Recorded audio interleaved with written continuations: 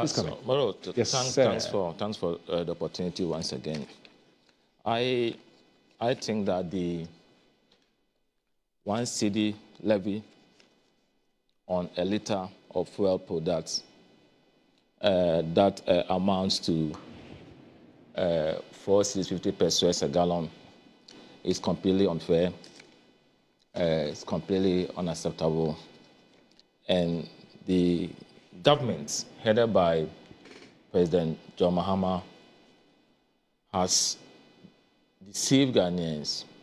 They've been unfair to us. And I said yesterday on a different program that this is a government that is dishonest, that is not sincere when it comes to what they say and how they do. Of course, you have a president who, during campaign periods, tells us that there's nothing wrong to lie. I mean, you can lie when you're campaigning. So that is the trademark of the NDC. If you look at the history of the NDC, I remember it was a time ago on Newsfile, our current majority leader even accused Tepe of being so sincere and truthful, and that as a politician, you shouldn't do so. And Baba Jama at the point even said that when you see a black goat, say that it is white. And Ghanaians should have known this and not to have voted for the NDC. Ato Forson told us when he was being vetted, 13th of January of this year, that as for him, he understands our economic environment. He knows the tools that have to be used to raise revenue, and that raising taxes is not part of his leadership at the Ministry of Finance. So I'm asking Ato Forson, where are the tools that he said was going to engage? His competence in that area is being questioned. What he said is not what he is doing right now. And that is worrying. You know, I like Ato Forson, his persona. He's a nice guy. But his politics is troubling me. I remember he was the same person who said that we should introduce betting tax. Then when it was introduced, did a U-turn and said that betting tax is not good. The same person. So the inconsistency is too much. So when he tells us that we are not going to see an increase at the pumps, no increase as pump price, then I don't believe him because of his history and track record. Why are we here? And Lisa said that 3 issues that underline the reason for the introduction of the 4.50 pesos on the gallon of fuel. The first one, he said that either we pretend that there's nothing wrong. Who has said that there's nothing wrong? But the NDC has told us the issues at the energy sector. They've told us Ato Forson used to be the ranking of the Finance Committee. John Jinapo, a member of the Finance Committee. In fact, I was with him on the Finance Committee at the point. And the ranking at the Energy Ministry. And he told us that the issue at the energy sector is all about inefficiencies on the part of the generators,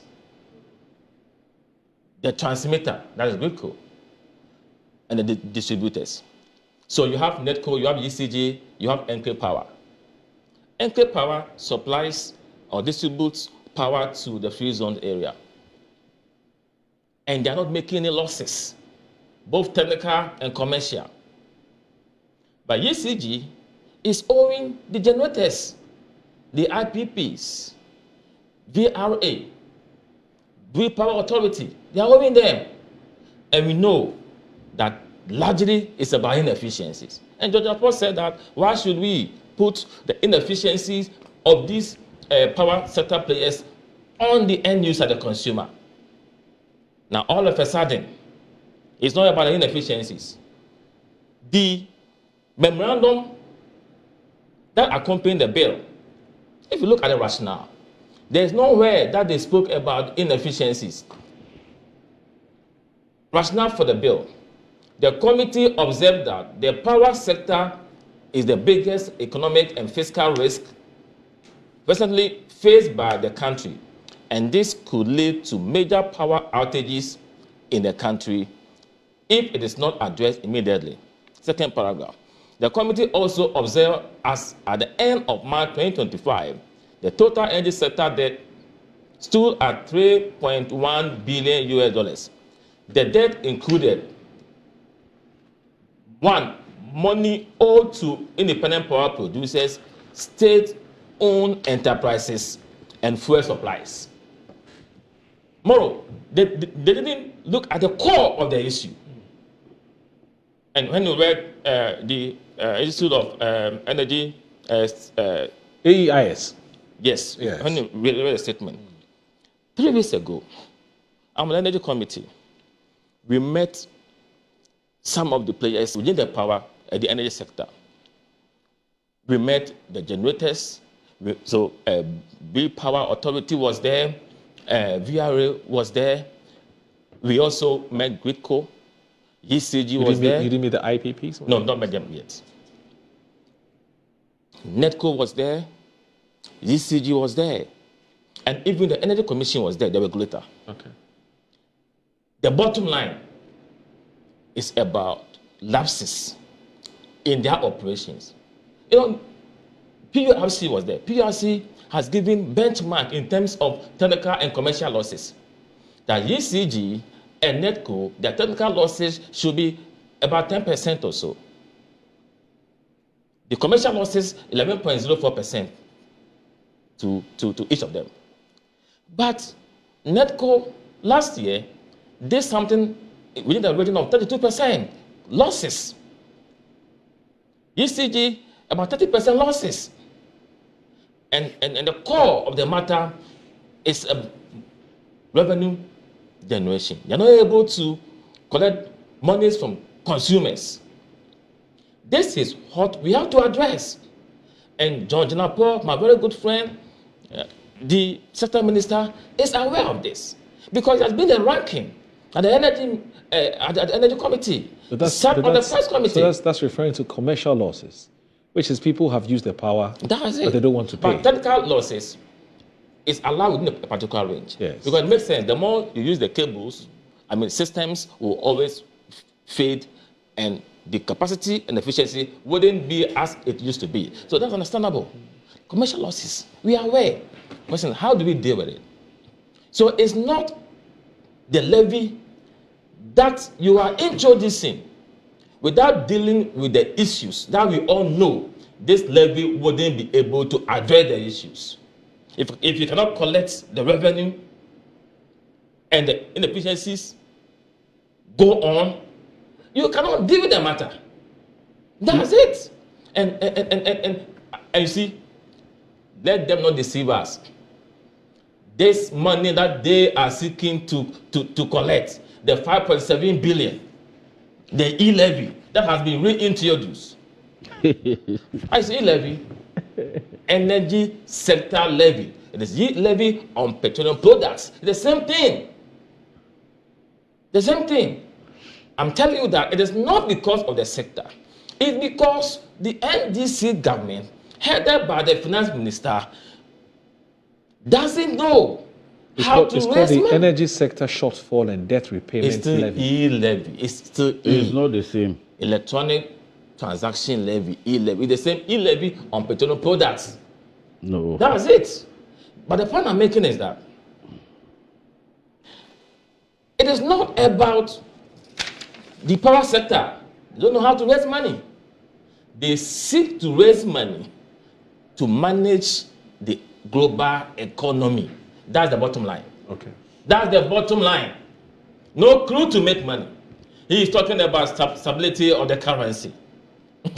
What magic wand do you possess to make the city stable without anchoring systems that were put in place by the previous administration. For example, When we realized in 2022 that we had issues